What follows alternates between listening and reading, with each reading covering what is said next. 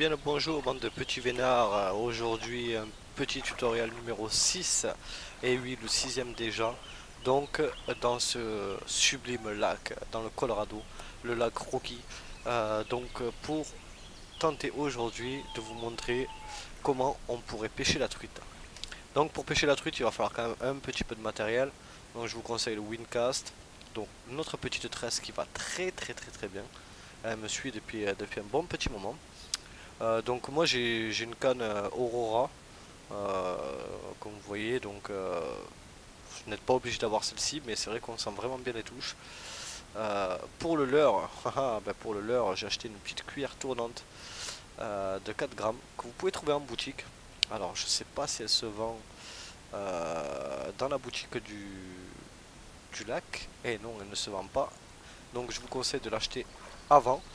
Elle coûte 6 pièces d'or si je me rappelle bien, mais par contre voilà, c'est succès assuré. Vous voyez, là c'est 5 heures du matin, bon on est dans une courbe qui est descendante, mais franchement la pêche est vraiment bonne. Donc toujours pareil, comme d'habitude, moulinet à 2, frein à 2, et on va viser dans l'embouchure de la rivière au fond, donc au plus loin, comme ceci. Et donc pour la truite, c'est pas plus compliqué, c'est la technique du stop and go. Donc je mets un coup,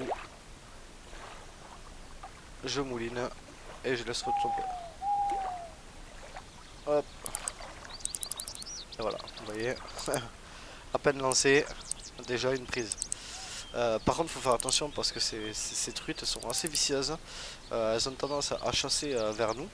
Donc du coup, vous allez vite perdre l'attention. Et puis, ça m'est arrivé de me faire avoir plusieurs fois pendant des petits moments de fatigue. Donc, euh, donc voilà, vous voyez là, elle vient de relâcher l'attention d'un coup. Donc bon, ça va, après elle se ramène vraiment vite. Et donc pour la première, vous voyez, 1,1 kg, c'est pas moche. Donc on va refaire une nouvelle tentative. Toujours pareil, à fond de balle. Faut vraiment lancer au plus loin. C'est vraiment par là-bas qu'elle se trouve. Et donc voilà, là je me suis accroché, c'est super. Voilà, c'est bon. Et donc du coup, la petite technique du stop and go, je relaisse tomber, je remets un coup.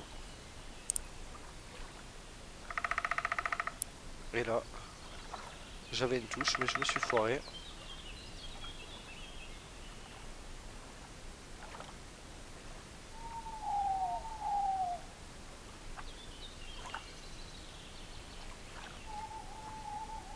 Alors je vous rassure, je suis quand même bien meilleur pêcheur en vrai que dans le jeu.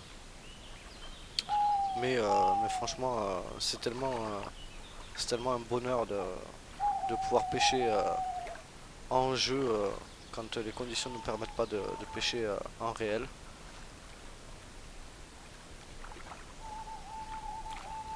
Après c'est vrai que c'est pas tout à fait pareil.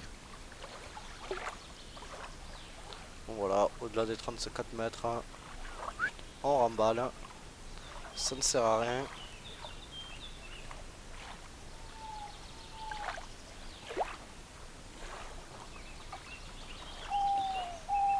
Voilà.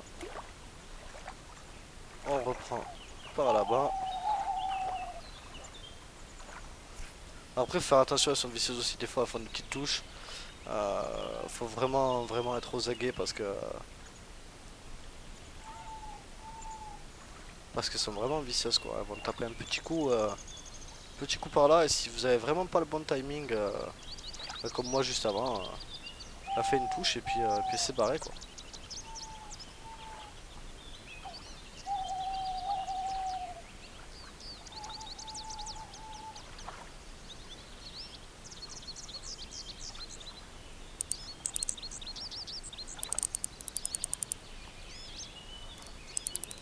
Ah, celle-là j'ai réussi vraiment à l'attraper au vol. J'ai vu que le leurre était resté bloqué en l'air, ne tombait pas, donc elle était bien dessus. Puis vraiment grâce à l'indicateur de tension de cette canne Aurora, vraiment on voit bien les touches. Je pourrais pas dire qu'on les sent bien puisque bon, C'est pas une canne qu'on a en réel dans la main, mais vraiment on voit vraiment bien les touches quoi. Donc vous voyez, encore une de 1,1 kg.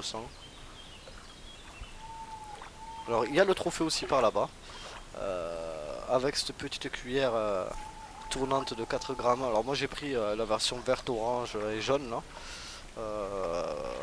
Parce que c'est un ami à moi qui me l'a conseillé, il m'a dit qu'il faisait d'assez bonnes pêches avec.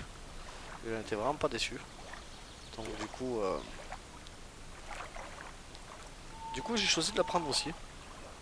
Après, ben, comme d'habitude, il y a toujours une petite part de chance là-dedans, une part de technique, une part de chance.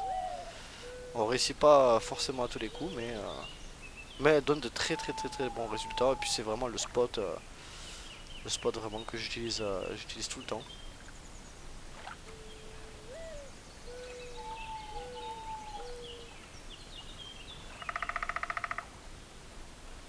On entend le petit élan.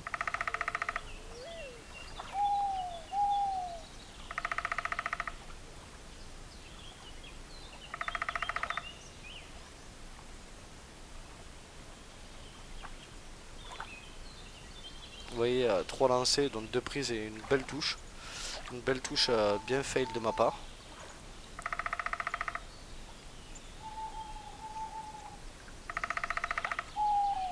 On va essayer de tenter un petit peu plus près. Alors dans ce lac, bah, honnêtement, il y a quoi comme poisson?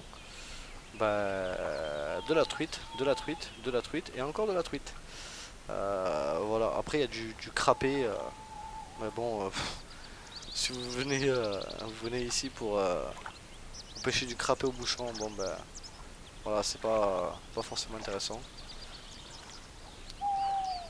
Donc on va s'empresser de ramener la ligne.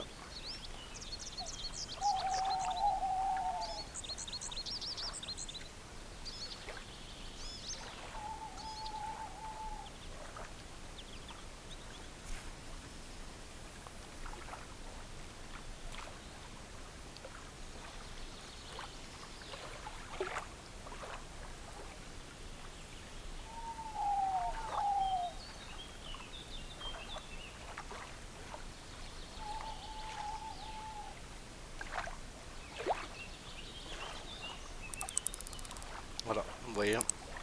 Dès que, dès que je fais mon stop, ben, vous voyez, ça tape direct, quoi. C'est sec.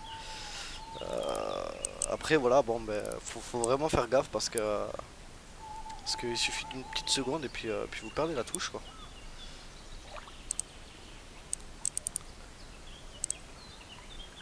Bon, c'est là, vu comme elle tire très légèrement, je pense pas que ce soit le trophée. Mais voilà, sachez que vous avez le trophée par là-bas. Je crois que ma truite arc-en-ciel a un trophée, je crois qu'il faisait 1,7 kg. Bah, c'était une trophée, voilà. Voilà. Vous avez eu la chance de voir une truite arc-en-ciel trophée de 1,739 kg, 56 cm. Donc pour ce petit tutoriel numéro 6 sur la truite arc-en-ciel dans le Colorado.